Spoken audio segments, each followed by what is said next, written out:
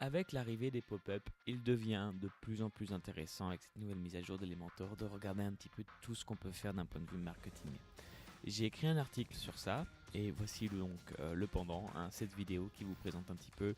Alors on va pas rentrer dans le détail technique de chaque plugin, mais l'idée c'est de vous donner des idées justement sur tout ce qu'on peut faire. Donc on va lister un petit peu tout ce qu'on a comme super outil pour booster son marketing avec Elementor dans cette vidéo aujourd'hui. C'est parti.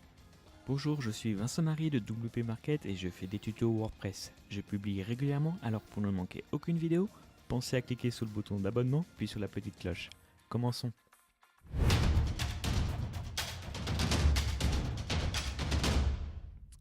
Alors nous voici sur une page qui tout simplement utilise des templates qui sont eux-mêmes mis en avant par Elementor. Je n'ai rien inventé, mais je voulais un petit peu vous repréciser deux, trois choses qui me semblent très importantes. La première, c'est pour ça que j'ai tout mis sur une page. La première, c'est qu'ici, on a la possibilité avec Elementor, et c'est vraiment quelque chose de un des gros plugins, un des gros points forts, c'est la possibilité d'avoir comme ça des formulaires hyper variés. Vous voyez qu'ici, on est face à un formulaire très simple avec un seul email, la possibilité d'animer nos petits boutons. Et si je descends un petit peu, je vais descendre comme ça, ce sera plus simple. On peut avoir également des formulaires un peu plus complexes avec plus de contenu. Donc ça, c'est la première chose. On peut avoir des formulaires de demande de devis, tout comme on peut avoir un formulaire d'inscription à une newsletter, vraiment très simple, très différent. Donc ça, c'est plutôt intéressant d'avoir cette possibilité d'avoir le choix et de construire des formulaires. Mais ce qui me paraît quand même encore plus intéressant là, en l'occurrence, c'est la possibilité ici, action après pop-up. Donc je vais vous zoomer un petit peu. Euh, on a toutes ces actions-là. Alors, je vais zoomer comme je vous le disais, pour que vous puissiez un petit peu mieux voir. Alors, hop, là, c'est raté, comme ça, c'est mieux. On a beaucoup d'outils quand même. On a possibilité d'envoyer des emails, bien sûr, ça ne change pas grand-chose. Redirect, d'un point de vue marketing, c'est toujours intéressant parce que ça permet de faire des pages de confirmation ou de remerciement, sur lesquelles, et là aussi, petite astuce niveau marketing, vous allez pouvoir sur des pages de remerciement comme ça, mettre euh, des pixels de conversion. Et oui, ça devient intéressant là parce que, je sais pas, vous avez quelqu'un qui vient d'une campagne Facebook, vous pouvez mettre un pixel de suivi, alors on ne dit plus conversion maintenant, mais de suivi Facebook pour convertir. Donc tout ça, c'est avoir des actions comme ça, juste un email de remerciement et une page qui redirige vers une page de confirmation avec des pixels pour tout simplement marquer la conversion de vos actions marketing, ça peut être assez intéressant. Bon, là, c'est des choses assez avancées, mais plus basiquement, ce qu'on a quand même et qui est super, c'est la possibilité de mêler du coup ce formulaire avec tout un tas d'outils. Et je précise, c'est important, il y a souvent des mises à jour autour de ces outils. Donc vous allez très souvent avoir de nouveaux outils, de nouveaux répondeurs. Donc ce qu'on appelle des autorépondeurs tels que GetResponse, ActiveCampaign, ConvertKit, MailerLite, mais également des outils tels que le Mailchimp qui sont plus axés sur les emails traditionnels, bien qu'ils fassent un petit peu d'autorépondeurs. Drip est également très bien, il est dans la liste pour gérer ces autorépondeurs. D'autres choses qui sont intéressantes, toujours dans votre marketing, et vous voyez que là aussi c'est quelque chose qui a été ajouté il n'y a pas longtemps, c'est Slack et Discord qui vous permettront ainsi de pouvoir également construire des formulaires plus orientés là cette fois service client, pourquoi pas, puisque vous allez pouvoir transférer directement les demandes entrantes de vos visiteurs via directement le service interne de messagerie que vous utilisez chez vous pour que les personnes puissent répondre très rapidement. La possibilité, ça on en parlera bien sûr, pop-up. Donc ça sous-entend que une fois qu'on a soumis un formulaire, on peut ouvrir un pop-up.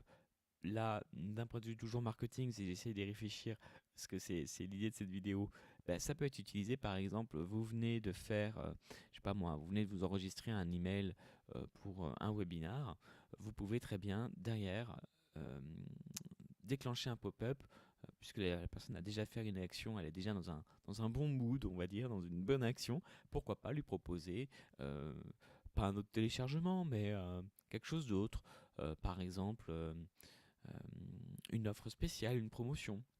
Donc voilà, pouvez ainsi enchaîner les choses assez simplement puisque vous n'avez qu'un ici sélectionner. Vous pouvez avoir plusieurs actions. Ça peut faire un redirect, ça peut faire un pop-up, ça peut faire un email. Donc on a vraiment une solution d'un point de vue, j'ai envie de vous dire, euh, d'un point de vue formulaire, on a quand même l'embarras du choix. Faut dire ce qui est. On a un formulaire très puissant. Autre chose un peu moins puissant mais tout aussi intéressant pour créer vos pages, c'est qu'une bonne page, une bonne landing page, donc une page de vente entre guillemets, je vais reparler landing page juste après, c'est une page dans laquelle vous avez des modules de ce type-là. J'en vois au moins deux qui sont importants. Les modules de notation pour la preuve sociale et également des modules, donc là, le compteur c'est encore autre chose, un autre exemple de formulaire, voilà, des modules. C'est ça que je voulais vous montrer également, des modules de témoignage. Là, il y a eu des ajouts pour le côté preuve sociale, donc vous avez de nouvelles dispositions de témoignages, de carrousel. Ici, c'est un petit peu moins bien fait, entre guillemets, c'est un peu plus simple, mais là, vous avez carrément un petit carrousel qui défile quand vous avez plusieurs témoignages à afficher. Donc ça, c'est assez intéressant. Autre chose qui est donc du coup, on est passé devant, ça c'est un formulaire comme un autre, mais encore un petit peu plus complexe, je vais vous montrer qu'il y a une variété. Autre chose, du coup, les compteurs. Les compteurs, c'est super. Pour le sentiment d'urgence, quand vous avez des promos à relayer, vous pouvez également utiliser des compteurs. Donc ça nous donne déjà des éléments très variés. Du carrousel, du compteur, du formulaire, du pop-up. Et moi, un truc que j'aime beaucoup également dans Elementor, cette fois-ci même pas forcément en version pro, parce que tout ça c'est en version pro, hein, mais en version classique, il y a une possibilité qui est quand même très sympa, je vous le montre, c'est la possibilité quand vous allez tout simplement cliquer sur les options ici, de choisir un modèle de page de type Canva. Euh, Par défaut, hein, vous allez avoir par défaut ici une page qui va s'intégrer à tout votre site, c'est-à-dire qu'il va reprendre le thème tout simplement de votre site actuel. Et pourquoi c'est pas top d'avoir cette option-là pendant qu'il charge, voilà, donc ça va peut-être un petit peu long. Pourquoi c'est pas top d'avoir par défaut? N'oubliez pas, alors il y a une chose qu'il faut savoir, c'est que là du coup on est sur le site, mais il y a énormément de distractions. C'est-à-dire que vous allez avoir en haut euh, j'ai entendu un petit bruit, je sais pas si c'est normal, c'est pas grave. Vous allez avoir en haut un menu, hein, votre header et votre footer en bas. Et donc tout ça, ça va créer des distractions qui, hélas, vont faire que les personnes risquent de sortir de votre page de vente. Or, nous, ce qu'on veut, c'est bien sûr les guider. C'est pour ça d'ailleurs qu'on parle de tunnel de vente, de page, de landing page, de page d'atterrissage. On veut un cadre précis pour que les gens ne fassent qu'une action. Ils ne peuvent que cliquer sur notre bouton. Donc, passer juste en un clic, en changeant de modèle, d'une page classique avec le header et le footer à une page Canva, non, même pas Elementor pleine page, mais page Canva, on part de rien.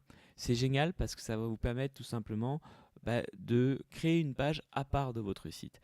Et ça, c'est vraiment essentiel. C'est quelque chose de très simple qui n'est pas forcément sur les autres page builder, qui est proposé là dans Elementor. C'est juste un clic et ça, c'est génial puisque, par exemple, vous avez un menu dans la page normale de votre site, vous ne voulez pas de distraction, vous mettez simplement Elementor Canva, vous partez de rien et en haut, vous mettez juste un logo, histoire d'asseoir un petit peu votre marque et d'être sûr que sur votre site web, il y a ce logo-là, quand même, pour que les gens puissent voir la marque. Le logo, il n'est pas cliquable. Et là, ensuite, vous déroulez tout simplement votre page, votre landing page.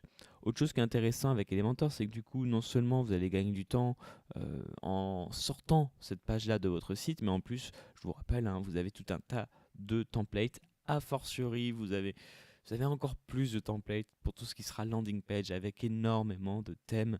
Il n'y a qu'à choisir ici dans le petit moteur de recherche quelque chose. Pour les apps, vous avez plein de choses, vous tapez app et vous allez avoir une sélection. Vous voyez, toutes ces pages-là sont disponibles. Elles sont plutôt bien faites d'ailleurs. Je vous conseille les modèles de type application. Ils sont plutôt jolis en règle générale. Donc voilà, là aussi on gagne du temps, on n'a pas besoin de designer. Donc vraiment, pour créer des pages de vente, il n'y a rien de mieux.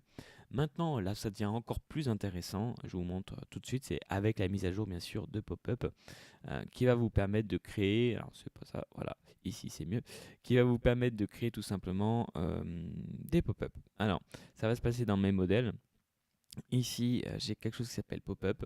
C'est nouveau. Là aussi, ce qui est intéressant, donc c'est dans voilà, modèle pop-up. Je vais créer la première pop-up de ce site internet.